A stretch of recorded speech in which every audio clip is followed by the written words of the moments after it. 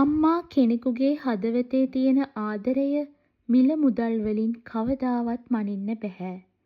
රුවන් Tamanගේ අම්මව ගෙදරින් එලවලා සතුටක් හොයන්න හැදුවත් අද ඔහු ඉන්නේ Tamanගේම ගෙදර සිරකාරයෙක් වෙලා.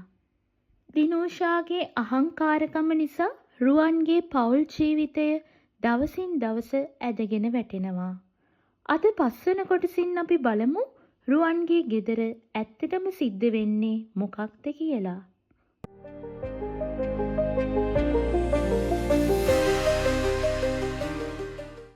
දිනෝෂා, මේ මොකක්ද මේ? ගෙදර ඇතුළු වෙන්න බැරි තරම් අපිරිසිදු වෙලානේ. මම මුළු දවසම වැඩ කරලා එන්නේ ටිකක් නිදහසේ ඉන්න. ඇයි ඔයාට බැරි මේ ටිකවත් ලස්සනට තියාගන්න? ඔයාට නිදහස ඕනේ නම් හෝටලයක ගිහිල්ලා ඉන්න තිබුණා. මට බෑ දවසම ඔය ගෙදර වැඩ කර ඉන්න. අනික ඕනේ නම් අර ඔයාගේ අම්මව ආයෙ ගෙන්න ගන්න තිබුණානේ.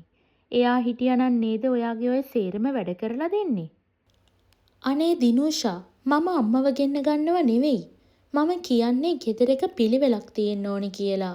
අම්මා හිටිය කාලේ මේ ගෙදර පාරාදීසයක් වගේ තිබුණේ. ඇයි ඔයාට ඒ දේවල් තේරුම් ගන්න බැරි? අනේ එහෙනම් පාරාදීසෙට මේ යන්න තිබුණානේ මාව බඳින්නේ නැතුව. මම මේ ගෙදරට ආවේ වැඩකාරී වෙන්න නෙමෙයි. ඔයාට තාම බැරි වුණා තේරුම් ගන්න. මම ඔයාගේ අම්මා නෙවෙයි කියලා. මම අද තේරුම් ගත්ත දිනෝෂා, මම ජීවිතේ කරපු ලොකුම වැරැද්ද තමයි අම්මව මෙහෙන් එලවපු එක.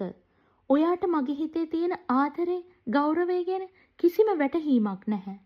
ඔයා හිතාගෙන ඉන්නේ සල්ලි තිබුණාම ඕනම දෙයක් කරන්න පුළුවන් කියලා. එහෙනම් යනවා ඔයාගේ අම්මව හොයාගෙන. මට ඕනේ ඔය වගේ මෝඩ කතා අහන්න නෙවෙයි.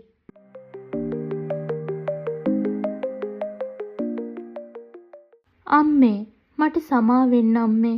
ඔයා මට කන්න බොන්න දීලා ලොකු මහත් කළා. ඔයා මට හොඳට ඉගැන්නුවා. අන්තිමට මම ඔයාට දුන්නේ දුක විතරයි. අද මම මේ ගෙදර තනි වෙලා අම්මේ.